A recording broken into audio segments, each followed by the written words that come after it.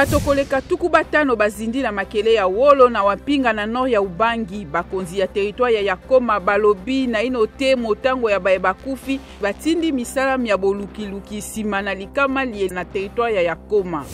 Mbulamatari ya États-Unis pesi etumbu ya kopimela bakongole mwambe visa to penzela ya kokota na États-Unis. Bato bango bafundami na koteka na moyibi banyama bae bazali na likama lia kokima pe banzete ya motuya to penkita enene. Bakonzi ya bokolongono na Nord Kivu balobi ete bakoki kosakola mokolo mwalobi suka ya epidemie ya Ebola na Nord Kivu na zone ya sante ya Beni pe Butembo. Bi Mangwele Maende Masungi na kosukisa na lombango epidemie ya mbala eye.